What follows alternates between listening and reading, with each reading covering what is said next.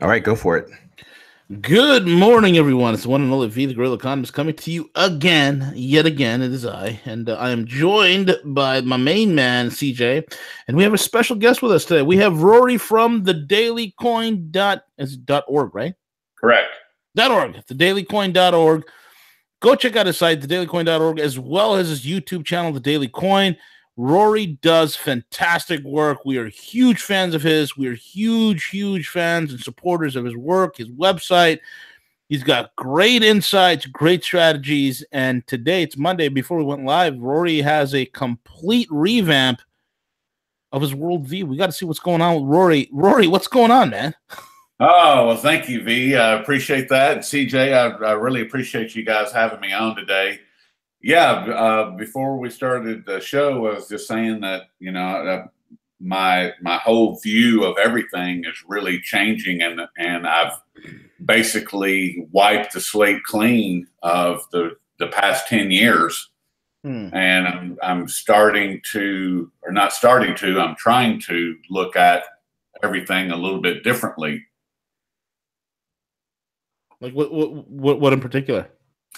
Just trying to not focus so much on all the negative news that's out there, because I've been swimming in the cesspool for the past 10 years, and it's really it started really taking a toll on me spiritually and physically and mentally, emotionally, about a year and a half ago, and I've really been struggling quite mightily with it. And I finally, about 6 or 8 months ago, I finally got off my backside and started doing something about it.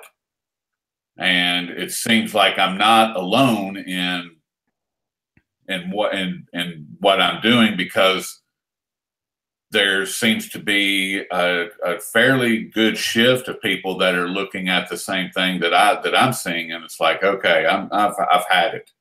You know, either something's got to change here, and since I can't change anything except me, then I choose to change me. And so I'm trying to read some different materials, reintroduce prayer into my life, reintroduce some things that, like I said, that I've shelved over the past several years, and it's making a big difference. Nice. You know, so and one of the things that I really wanted to talk about with you guys is what's happening, and it kind of ties into this. And it started with Caitlin Johnstone's article that came out about a week or so ago. Whoever controls the narrative controls the world. Yeah. And as we saw all during 2017, we saw organizations like, terrorist organizations like Black Lives Matter trying to destroy all of the history and tear down statues all across the country. Right. And it seems like that's finally subsiding, and cities are finally starting to stand up and say, no, we're not doing that. If you're offended, then you be offended, but we're not destroying our history. And so thank goodness that's beginning to happen. But, you know, George Orwell wrote in 1984, whoever controls the past controls the future. Correct. And whoever controls the present controls the past. And that's what we are beginning to see, that's what really started happening back in 2016 during the election cycle, was the ramping up of Google. It started really with Washington Post and their Prop or Not campaign, which was quickly debunked and, you know, just blown to shreds and blew up in their face, really. And so that was that really kicked it off. And then we started learning about Google and their algorithms, and Facebook and their algorithms, and really trying to control the narrative. And it's not working. Yeah, it's not at all, because we're finding different ways to get around it and to beat them. Or am I wrong? No, I mean you're 100% right. You know, the narrative is no longer controlled by mainstream outlets. The narrative right now is free to rummage and roam through the wild. No longer does truth have to stay in bed while the lie runs around the world twice before the truth gets out and puts on its shoes. The truth right now, the first time in human history, and folks, I really do mean this, the first time ever in human history, the truth is actually getting up out of bed and running to the door and running out the house even before the lie even gets to put on its underwear. That's never happened before. So every single time that a false flag occurs, a narrative is being concocted to shield a certain political individual. Before that even gets concocted, fashioned, or festooned, the truth is already out. The details are out. So no longer the wool is being pulled over someone's eyes. And the greatest fear, Rory, the greatest fear that these globals ever had, which is an awakened mass of people, the awakened masses is occurring. It's happening, and they just can't stop it. It's incredible to see what we're living through. They can't stand it. I mean, and Zbig Brzezinski had tried to address this back in 2011. Right before he died. Exactly. You know, and he said that it's easier to kill 1 million people than to control 1 million people. Yep. So just kill them. I mean, that's basically what he was saying. Yeah. He was a sycophant. But what see, and the thing with Zigbinu, the problem with that technocrat Ziggy still thought, see, Ziggy was still living at a time when they still had the levers of control. This was all pre-2016. And now the levers of control ain't there no more. And Micah, his daughter, his wife, whatever. His daughter, Minka Brzezinski, who's married to Joe Scarborough. Yeah, who's on MSNBC. MSLSD. And she's saying that, you know, you should listen to us. Don't listen to anybody else. We, the corporate media, we control the narrative. You don't listen to other people. You listen to what we say. Yeah. You know, I mean, and when she actually came out and said that, and it's like, no, that's wrong. That's wrong. You know, we make the news or something, something to that effect. What about what's his name? The guy Chris Cuomo. Chris Cuomo, who stated this. Chris Cuomo stated that you know, if you're reading those WikiLeaks or documents, you know, if you're reading those documents, don't read it. Only we're the only ones that can decipher it for you. We're the only ones, and no one buys it. No one buys Chris Cuomo. Nobody listens to Minka Brzezinski or her beau, Joe Scarborough. Nobody cares about these people and their viewership. I mean, it's once you take into account, what is it? When you take into account the geriatric, retirement homes, old folks, and washed out leftists from the 60s, when you take them out of the account, who's really watching these channels? It's really not nobody. Right. You know, and when you look at, you know, what is the biggest medium today? The biggest medium is the internet. And whose thought dominates the internet? Ours. And they can't stand that. They really can't stand it. They're really having a hard time with it. And we saw what I can only describe as desperation on the part of the script writers for corporate media, with, you know, shuffling Robert De Niro out last night during the awards show, giving his, you know, F Trump salute. And there was something else. It's slipping from. There was something that happened on Friday, and it is just drawing a blank for whatever reason. But there was another just really stupid situation where someone came out and said something along the same lines as F Trump. I mean, that just shows a complete lack of understanding of what's actually happening or listening to the people at all. They aren't listening to us. That's the whole problem. They listen to themselves in these echo chambers. And instead of getting out into the sunshine on occasion and listening to the people, they don't. They just make up whatever it is that they think that they can sell, and people aren't buying anymore. We're just not buying, and they can force whatever or attempt to force on us whatever they wish, but it's just not working. Yeah, it's not working because of the simple fact is they lost all credibility. All credibility. Right, and here it is. It was Bill Maher Friday night coming out and saying that he wants to see the economy implode because that would be the way to get Trump out of office. So you've got Friday night, you got Bill Maher coming out and stating point blank, I want to see the economy implode because that would be a surefire way of getting Trump out. That is complete lunacy. It's wonderful. It just shows you these idiots have no clue. They literally sit there. Apart from going into their bathhouses and brothels, these idiots have no experience as to what's going on internationally. Right. The best thing I want this economy to implode. Yes, do it. Implode it. And see what Trump's maneuvering. This morning I was speaking about the American system. I was talking about Trump and what his strategy is. And the strategy is right now is securing strategically America's energy reserves, right? Like literally putting a guillotine chokehold on America's energy industry. Because we know there's a lot of things that are shifting right now. Number one, we know the Saudis ain't producing anything viable out of the ground anymore. In fact, if their wells are full of water.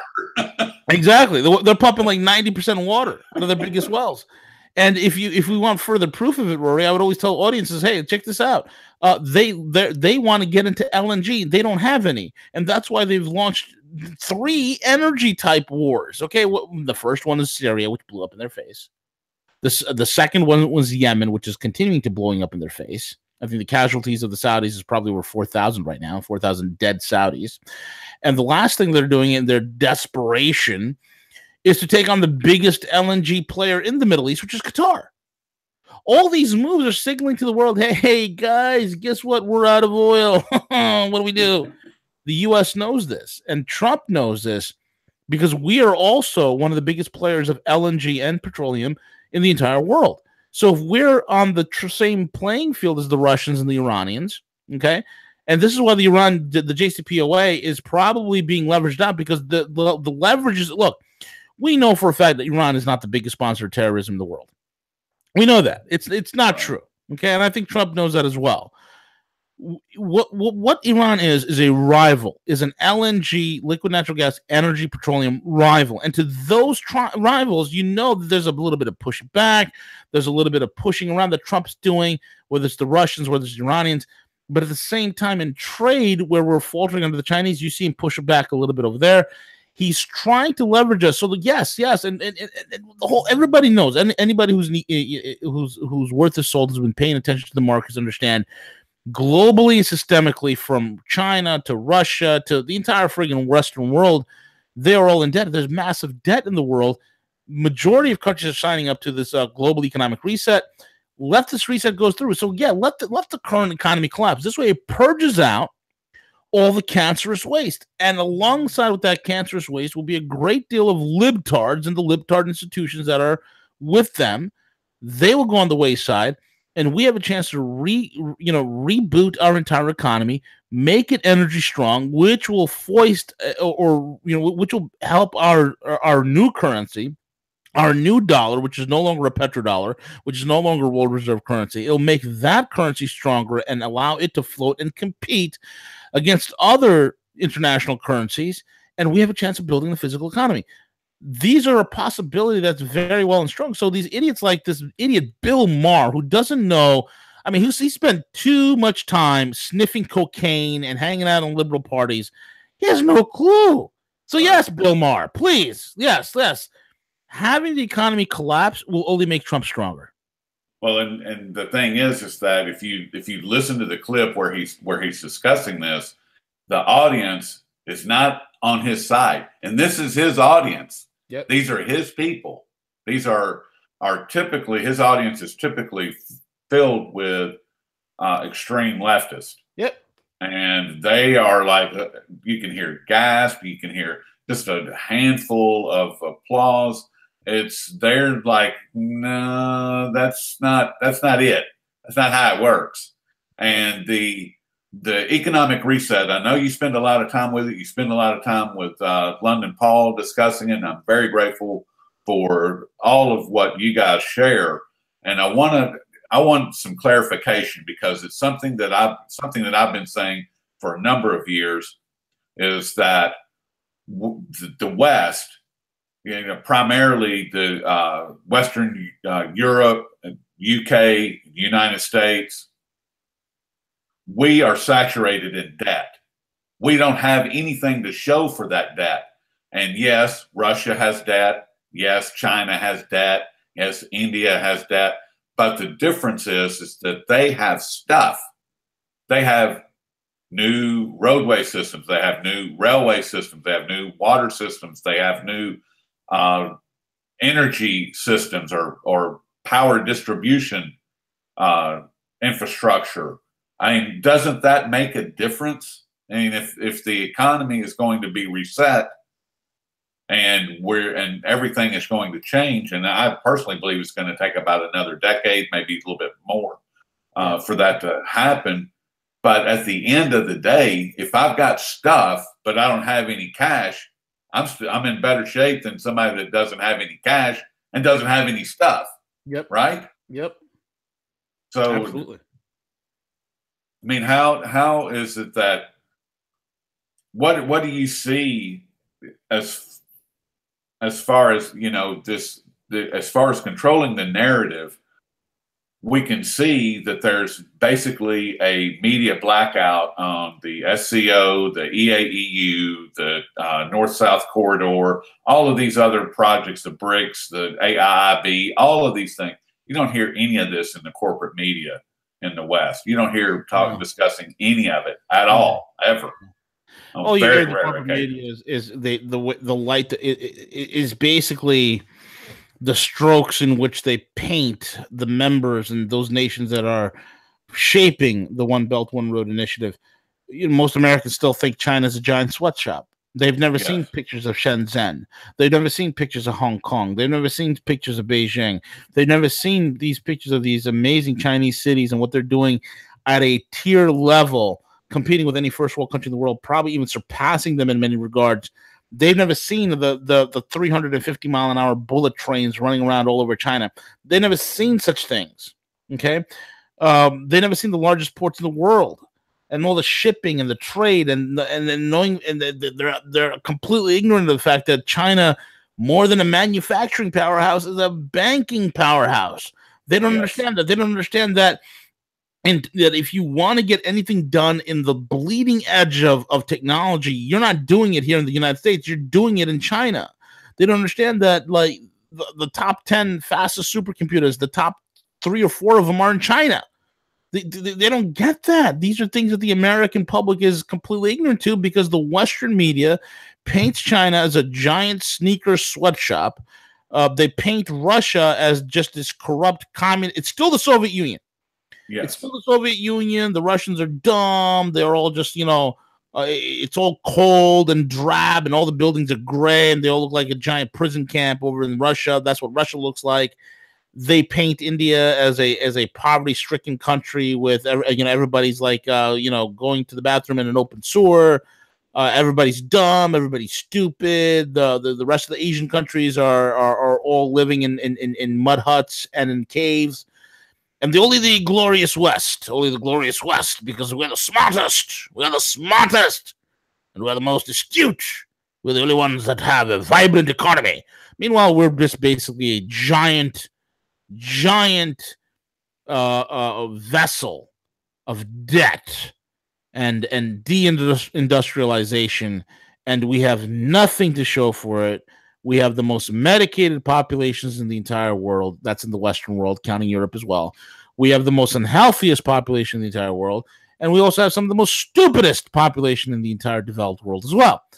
So these trends are never highlighted upon, because then people, then the proletariats will begin to start questioning some of these rulings and be like, hey, what the heck's going on here? Right. The heck's going on? Which they're already doing. And the reason that cannot and will not happen is because of controlling the narrative. And who controls the narrative?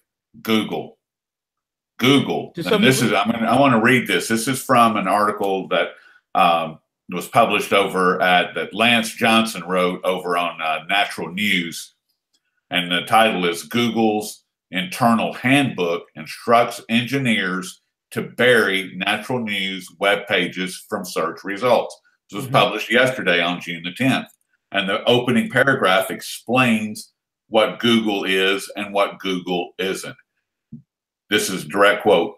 Google should no longer be considered a search engine, a place where you can freely look up information. Google does not truly honor your search terms and does not provide honest results from around the World Wide Web. And that, ladies and gentlemen, is an absolute fact. They have controlled the situation. That's why I don't even use that phrase. I'm going to go Google that. No. Don't Google anything. Go look it up. Go search it. Go use Start Page. Go use Good Gopher. Go use DuckDuckGo. Go Yandex. I don't anything but Google.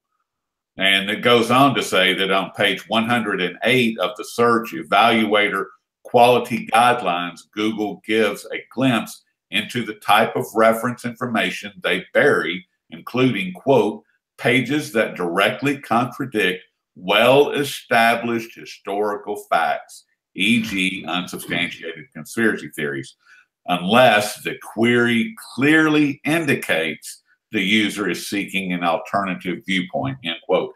I mean, what am I supposed to put in there in order for it to get around this? Yeah, I don't want corporate media nonsense. I want, something else.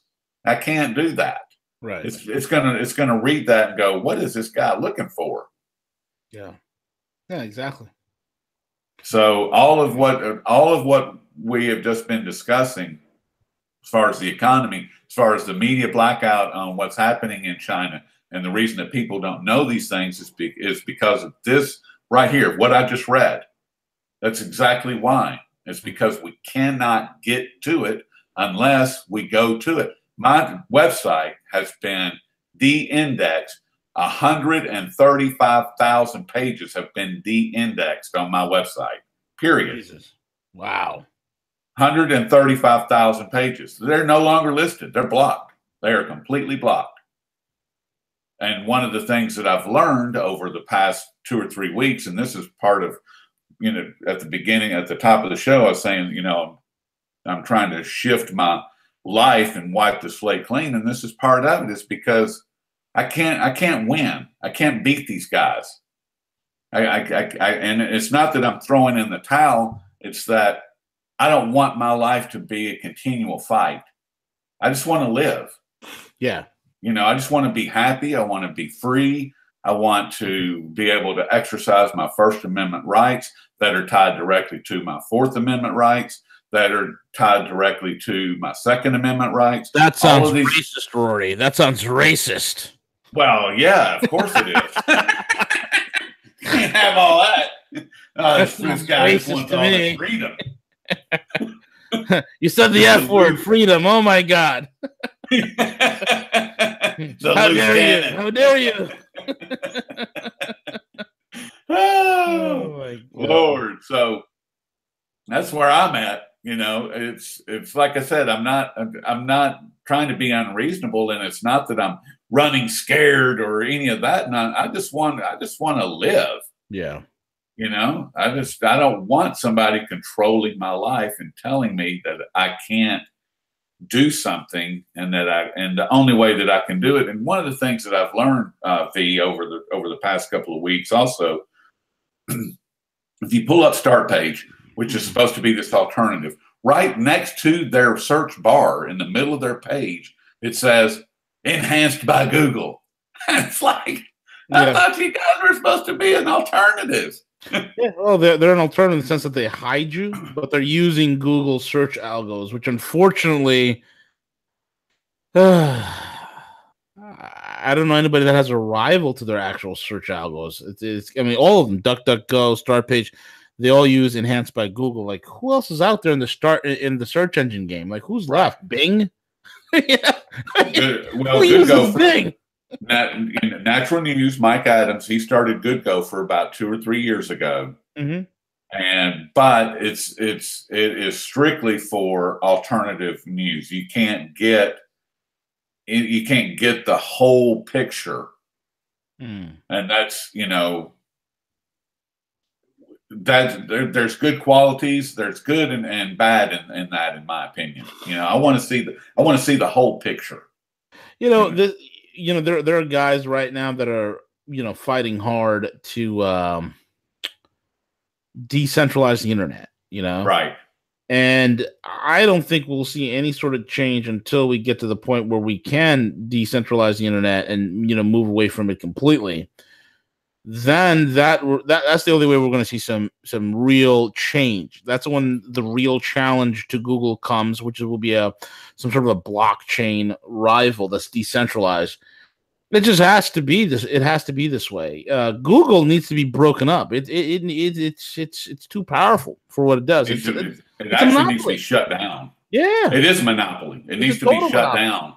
Yeah. I mean, so many people are relying upon it, not just individuals, but sovereigns, institutions, governments. I mean, everybody's dependent upon Scroogle, and if Scroogle is controlling everything that's happening, that we view or see or whatnot, well, that's a serious issue. That's a serious problem. And I think there is legislation, out there to have Alphabet broken up, and I think it needs to be done because it's ridiculous. I mean, look what they've done to YouTube. I mean, geez. I mean, CJ, weren't you saying that SGT, they got their second strike or something like that? Yeah, unfortunately, Sean did get his second strike, and Jesus, it's crazy. So it's just a matter of time now. You get one more year out. Yeah, that's it. It's a matter of time from here on out when you have like amazing channels like SGT Report, getting shut down. It's crazy.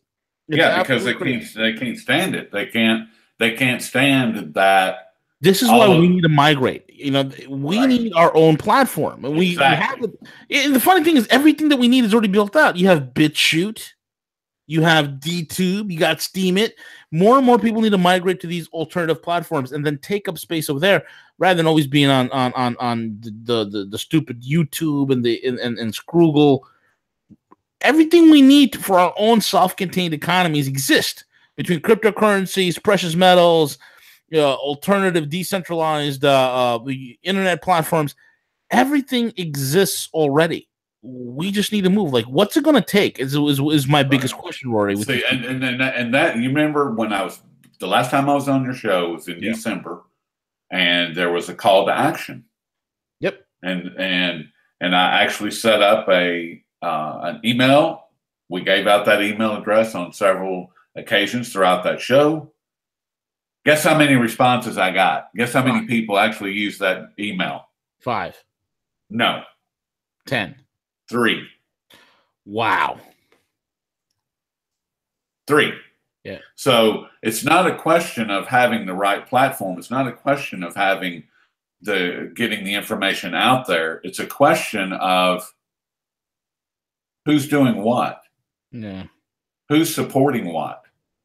Where do we get the support? Right. Where's 90% of the people watching this right now? I know it's on DTube. I know it's on Periscope. I know it's on several other platforms. Where's the majority of people watching it? My guess is YouTube. Facebook. They love. You know what I'm saying? It's like this old saying: you can get the man out the ghetto, but you can't get the ghetto out the man, right? Yeah. So it's like this, Rory. It's like we have these internet ghettos, right? And no matter what, they're always going to go back to the internet ghettos. That's what they're used to. Yep. Even though, like, hey, you know what? We got BitChute up, we got DTube, we got Steemit. Why don't you all come over there? Nope. Nope. I gotta update my Facebook status. To angry. I gotta upload a new picture to Insta. I gotta watch this new video from this guy that I see on YouTube. My CNET and all this other whatever. And that's the problem, man. It's everything is built. Nobody wants to move. It's the craziest thing. And I get it. Believe me, I get it. I understand. And there are guys, because the funny thing is, it's like there are guys who literally built platforms on like BitChute and DTube. They also have YouTube channels. On the YouTube channel, they're getting like 20, 30, 40, 100,000 views. They go to, and they'll tell their audience, hey, I'm on, BitChute. I'm on DTube. Why don't you come check me out over there? And you'll have like 120 views. Right. So they just love the internet ghettos. That's the problem, Rory. They love them ghettos. They love them internet ghettos. I can't get out of it. Lazy bastards. Give me some more of that rock stew. Yep.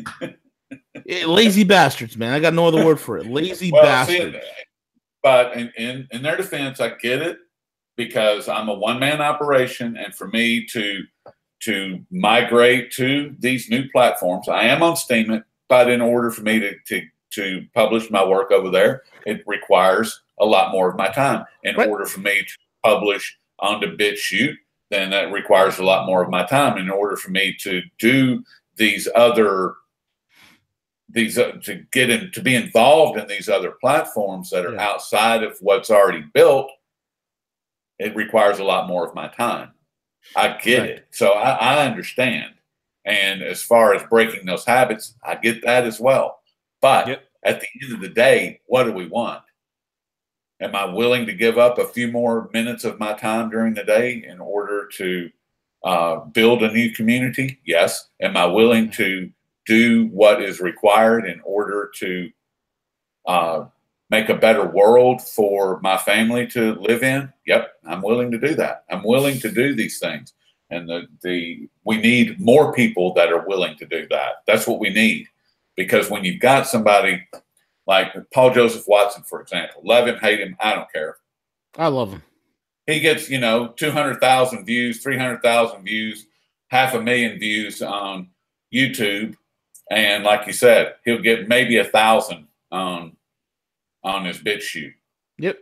Which is there's just something inherently wrong with that.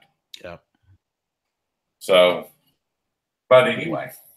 Agreed. 1,000%. It's unreal. It is unreal. Anyway, Rory, we're almost at the end of the show, man.